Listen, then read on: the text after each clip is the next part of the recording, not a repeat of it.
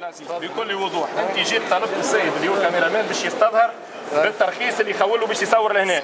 انت شكونك؟ قلنا لك اعطينا بادج، انت في حد ذاتك ما استظهرتش، معناها ما طالبوش هو باش يستظهر وقت اللي ما استظهرش. انا كلمته هو كلمتك انت ما عندك صفه باش تكلموا به رحم والديك، يعطيني ما يثبت شكونك انت. ما هو اللي جاب تويري سين كونترول يعطيني مرحبا بك مرحبا بخوي. كان باش نحكوا لبعضنا حكايه نحكوا لبعضنا حكايه اللي كان باش نرجع نطبق القانون. باهي خويا مرحبا بك. مرحبا بك خويا. شو وريك الامور ما فين. لا اسمعني برسمك كان فما شكون باعثك يجاني من الاخر قول لي راه باعثيني وسايب عليك. كان فما شكون باعثك تفضل. ما شنو اللغه تحكي بها وتعمل لي صحافه مش اللي سامعني تعمل لي صحافه مش اللي بشوف لك حل. سايب علينا ولا لغه الزيت هذه اللي على الكراسي البارح. سايب عليك يا ولدي تتبعوا فينا حتى في المطار. معناها حتى قدام معناها في وجه الناس تتبعوا فينا.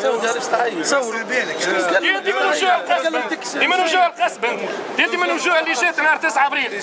سايب عليك برا شوف خدم مخرج سايب عليك سايب عليك برا شوف خدم مخرج سايب عليك مثل بالبيس برا عاد اسمك الطبطب شنو ميليشيا معناها حتى في المطار ميليشيات تتبع تحترم روحك ميليشيا معناها حتى في المطار تتبع صوروا صوروا نحن الميكرو نحن والله غريبه وعجيبه معناها ميليشيات حتى لهنا تتبع فيه تعمل لي صحافه اللي باش تلقاك حل قدم لي روحك شكونك تعالق برجوي صلي على النبي صلى الله عليه وسلم صلينا عليه تجروا رانا ميليشيا هذاك ميليشيا صوروا الميليشيات موجوده لهنا الميليشيات هذا اليوم معناها حتى في مطار اسمعوني لا بعد يا ناس هيك ملمومين خوكم عصام الدردوري كاتب عام نقابه الامن في المطار طالبت بتطهير اداره الامن وقدمت مجموعه من الوثائق التي تدين عديد الاطارات الامنيه الا انه تم ايقافي لمده 6 اشهر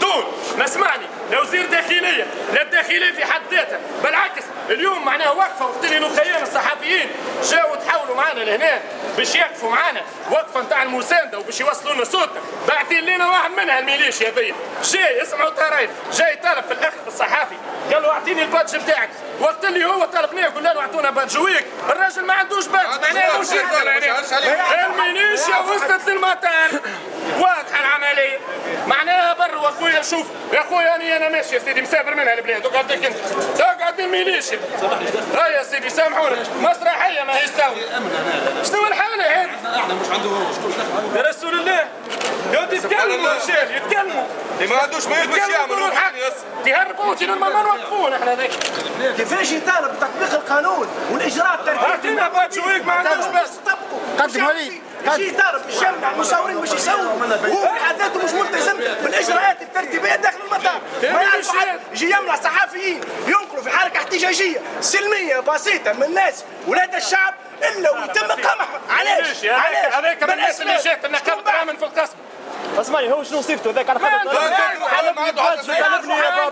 ما نعرف شنو صيفته ما عندوش صيفته حد وما قدمش هو هرب يا مهربوه كان ميليشيات وسط المطار معناها وجه البلاد هذا السايح كي جي بتلاقي يسيل الميليشيا البارح شاول فهمتي ساعته وكل صبوا الزيت على الكراسي والله فعل الدنيا سلام والله ما رحمك يا راجل امي الاول والله